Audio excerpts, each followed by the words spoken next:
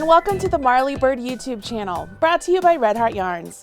In this video, I'm going to show you how to make this super adorable Loopy Mermaid tail blanket. Isn't this just the cutest little thing? There is a hole right up here at the top of this blanket for the recipient to put their legs in, and then down here at the bottom, this is just a fun little tail fin that is attached so it looks like you're a little mermaid. I just think this is adorable. This uses the brand new yarn Loop It from Red Heart. This yarn does not require any hook or needles, just your fingers. So go ahead, grab the free pattern, which is available at redheart.com. I've put a link in the video description box of this video right down there. And while you're down there, smash that like button, as my kids say, to let people know you enjoyed this video. Once you have your pattern and your Loop It yarn, join me back here. I'm going to show you everything you need to know to complete this mermaid tail blanket. As I mentioned, you don't need any tools to complete this really cute blanket. All you need is the new Loop It yarn by Red Heart. This yarn comes in many beautiful colors, and I can't wait to see what colors you choose for your mermaid tail. We begin the mermaid tail right at the top where the opening is for the legs to go in. Go ahead, grab your Loop It yarn, and let's jump in. To start working with your Loop It yarn, remove the ball band label, and then go ahead and look for the end of the yarn. You're going to pull it from the outside of the ball. Once you have found the end, make sure that you do have a nice tail so that way we can use that to tie this Loop It yarn into a circle to form the body of the blanket. Take a stitch marker and place it into this first stitch right after your tail. For purposes of this video, I'm not going to use 44 loops. There's no need for me to make a full-size blanket to show you what you need to know. So I'm going to use fewer loops. Make sure you're using the number that's indicated in the pattern for your blanket. Once you've counted the number of loops you're going to use, we're going to use this tail and we will tie it directly onto our yarn right past your 44th loop. So at this point in my project, I'm going to take this tail and I am just going to tie the tail around my yarn. And I know this might be a little tricky to see, but I'm just tying it right onto my yarn. And I want to make sure that my loops butt up to each other as close as possible. Okay? Now that I've established this, my marker right here indicates that that's the last loop of my round. Working, I'm going to rotate my work around, okay, so that way you can follow along with me. So I have my marker over here to the left, and I'm going to work with my working yarn from left to right around this circle. So I want to go to the first loop past my marker to the right. I will grab the first loop from my working yarn, making sure that it is straight and not twisted. And I will go from the back through the loop that is in the established ring and pull that to the front. Okay? I will go to the next loop of the ring, the next loop of my working yarn, and go from back to front. Next loop from the ring, next loop from the working yarn, go from back to front. I like to think of this as you're putting the new loop through the old loop. So the new goes through the old. And we're going to do this all the way around the ring. When you get back to the stitch that has the stitch marker on it, you know you are at the end of your round. What you will do now is the next stitch of the ring will be right here, okay? So as we go from this stitch on our working yarn to the next stitch on the ring, we're going to essentially sort of jump up to that stitch, and that will create a giant spiral. That's what we're working on. Before you get going too far, make sure you remove that marker from the first stitch and put it into the new one you created. So that way you know where the last stitch of your round is when you come to it. Now we will continue on working around. We will do 3 rounds like this. On round 4, that's when we start to begin doing the shaping to taper down the blanket. Once you have worked 3 rounds, we're going to begin to do shaping, and the shaping is done by working what is called a knit 2 together at the end of the round. So for this round 4, we're going to work all the way around to the last 2 loops. So that'll be the loop before your marker and the loop with your marker in it. When you get to the last 2 stitches, you can see right here, here's my stitch with my marker, here's the stitch without. We're going to do a knit 2 together. What you want to do is the next stitch on your working yarn, we want to pull it through both of these stitches. So what I'm going to do is I'm going to have one stitch lay on top of the other, and you can decide whether you want the stitch with the marker on top or the stitch without the marker on top. Whatever you decide to do, just keep it consistent throughout the blanket. I'm going to put the stitch without the marker on top so that I have both of those stitches held together. The next stitch on my working yarn is ready to go, and I'm going to pull that through both of those and up. So now I have decreased 1 stitch. Make sure you put your marker into that new stitch you've created, and you will carry on. Rounds 4 through 17 are completed just like that. You will work the knit 2 together in the last 2 stitches of each round, decreasing down until you have 30 stitches. Once you've decreased down to 30 stitches, the final round is just a plain knit round. So you will just knit all the way around for 18. At the end of round 18, remember I'm making mine a lot smaller just for time purposes, you want to make sure that you cut your yarn and you leave a nice little tail. So I'm going to cut my yarn there. And then see I have these 2 loops, so I'm just going to snip those open. So that way I have a tail that I can weave in and make sure that everything is secure. Okay, so this would be the completion of my mermaid's tail, which is a condensed version, but it's easier to show you on a small scale.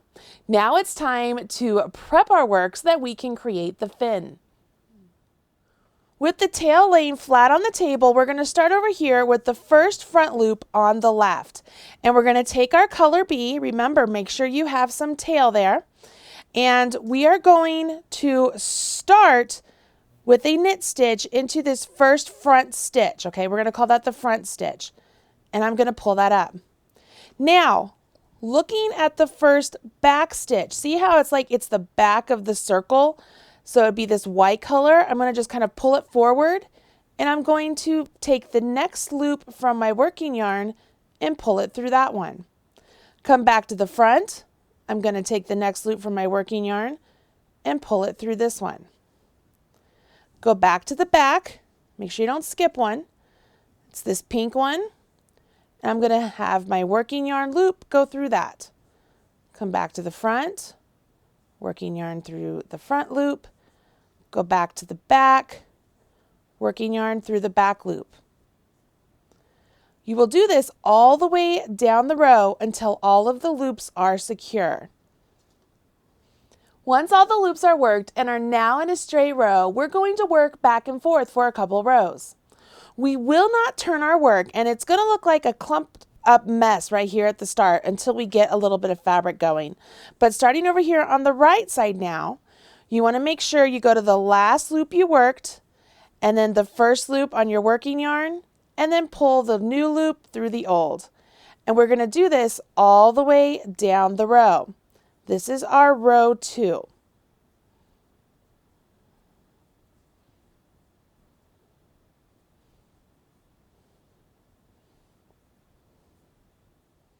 When you get to the end, obviously it's already starting to expand out a little bit because you're giving those loops a little bit more room to breathe.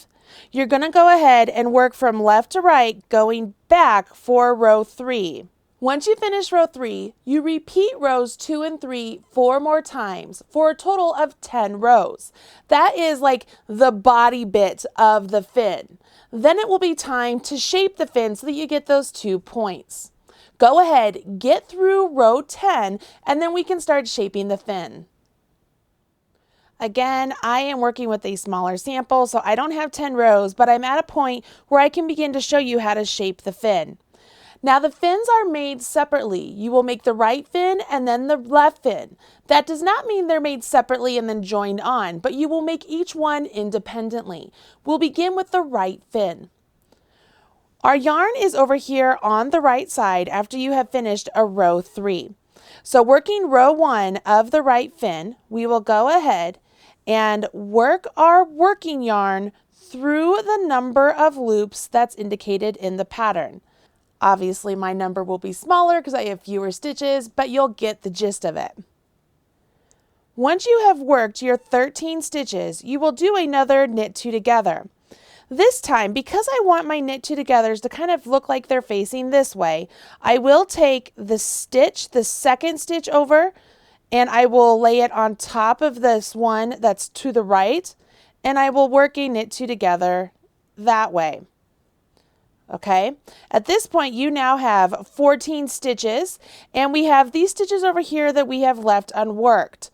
We're going to leave those stitches unworked until it's time to come back and join yarn to those, and that will become our left fin. For the next row, we're going to go back this direction, only working on these stitches. And one thing you will know now is that every time you're at this edge, we will work a knit 2 together until we get down to 1 loop. So starting here at this edge, this very first stitch is going to be a knit 2 together. So I'm going to take this loop and put it on top of that one. Remember, I want to keep it consistent here. I'm going to have them flow this way. And then I will have my next loop from my working yarn push through those 2 loops. And I will continue on working back. So I have 1 fewer loop than I did on the previous row. So if we had 14 on the last row, we now have 13 on this row. As I mentioned, when you get to the end of the row, you will go ahead and we're going to repeat. So we're going to work back this direction, and when we get to the last 2 stitches, we will work a knit 2 together. And we will do this all the way down until we get to 1 loop.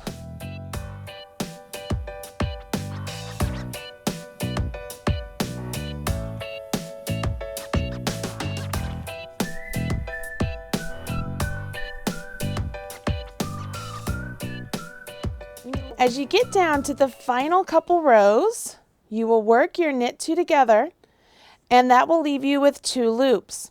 You will work those 2 loops as a knit 2 together, just like you've done all along. Pass this one over top of that one, working yarn, pop through, and we're left with 1 loop. So you can see here, I have this nice tail fin getting shaped there. How cute is that? Now I want to finish off this last loop, so I'm going to cut my yarn, making sure I leave a nice little tail there, and make sure I make that tail open. Take this yarn, thread it through that final loop, and give it a pull, and that locks it into place. Now you simply just thread this loop, this tail, you would weave it in. You can just kind of tuck it in back and forth through the stitches and tie it into place. That way it would go away. Okay, so that is my right tail fin. When I want to work my left tail fin, I come back over here to the left side to all of those loops I left open. Okay, and I'm going to begin with the first loop on the left side and my working yarn. So I want to make sure I leave a tail here. So let's get my yarn, give myself a little bit of a tail, make sure I carry that apart. There we go. Starting over here on this left edge, I'm going to work across all of these stitches, and when I come to these last 2 stitches, I want to do a knit 2 together. So before we were crossing over like so.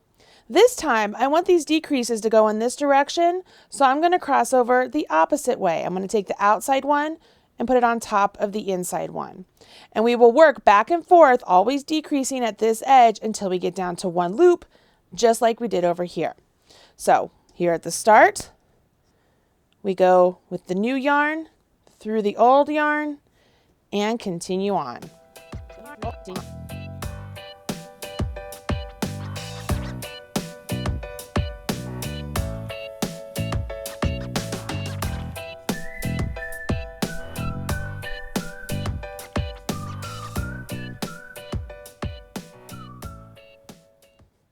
And voila. simply tuck in those tails. There's my tails at the end of my mermaid fins. And look how cute that is. This is the body of the blanket, and then it comes down. You work several rows, and then you get this really great mermaid fin. You have the tails here, but they're really easy to weave in. All you would need to do is either flip this with the wrong side out and take the tail, thread it through one of the loops. And then I actually like to create a knot. So I thread it through and then I create an actual knot to knot it in place. I don't do this with my regular yarn, but I do it with the Loop It yarn. And then I trim it up and it's all tucked away. Let me show you how cute this is. Look how adorable my little tiny sample is. That, I don't care who you are, that is so cute. And I made it all with my fingers and the new Loop It yarn from Red Heart, which comes in a multiple of colors, and there are some new colors added to the collection. So please check them out at redheart.com.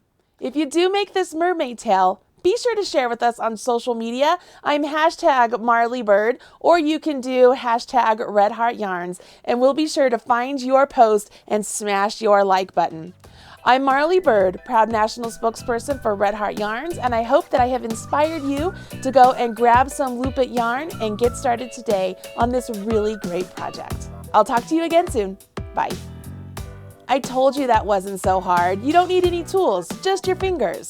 Go ahead, grab some Loop It yarn, and if you need more instructions on how to use it, I've got some great instructional videos right here on the Marley Bird YouTube channel. Check them out. Don't forget to smash that like button. Bye guys.